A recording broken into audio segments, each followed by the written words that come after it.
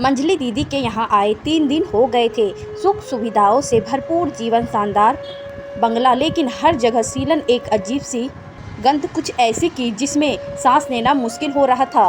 कभी लगता था सीलन की गंध है, कभी लगता था दीमक की गंध है। हर दिन हर पल दीमक का साम्राज्य बढ़ता हुआ दीदी जीजा जी के चेहरों से होता हुआ, दिलों से गुजरता हुआ उनके रिश्तों में घुसता जा रहा था। जिया जी इतनी जल्दी ऑफिस क्यों जाते हैं? मैंने ब्रेड कुतरते हुए अपनी एक्सरे मशीन दीदी की ओर घुमाकर रख दी।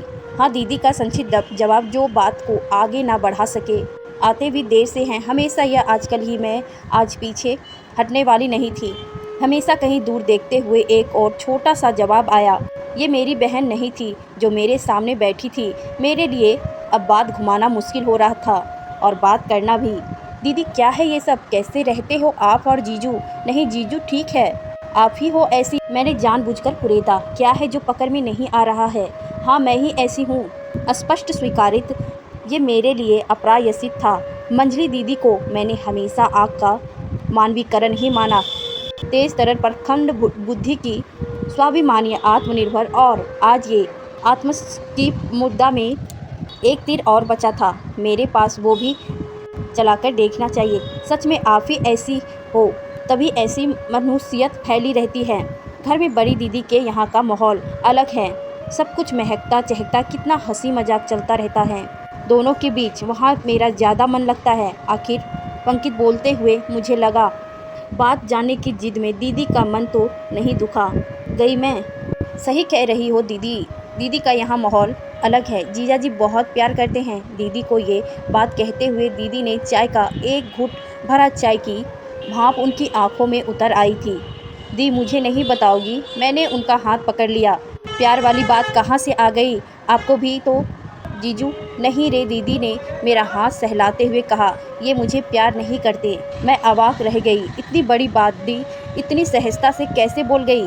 बहुत देर सन्नाटा पसरा रहा। दीदी संभलने की कोशिश कर रही थी और मैं उनके संभालने का इंतजार। उनके आंसू चाय में गिर रहे थे। चाय ठंडी होते जा रही थी और सीलन की गंदी तेज होती जा रही थी।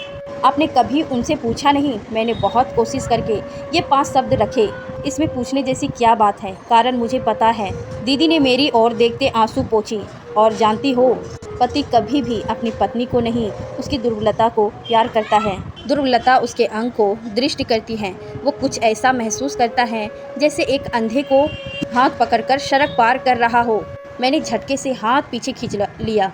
ये नहीं हो सकता, ऐसा हो नहीं सकता। दी ये सब फालतू बातें हैं, आप मुझे गोल गोल घुमा रही हैं। ये सच है छोटी। एक उदास मुस्कान दीदी के चेहरे पर फैला गई। तुम बड़ी दीदी की बात कर रही थी ना? दीदी का डर ही उनके रिश्तों को मजबूत बनाए हैं। हर बात में मैं ये नहीं कह सकती, मैं वहाँ अकेले नहीं जा सकती। अब बताइए ना कैसे होगा? मेरे बस का नहीं। यही वो कमजोरी है जो जीजा जी के अंदर बैठा पुरुष को संतुष्ट करती रहती हैं और सब कुछ अच्छा चलता रहता है।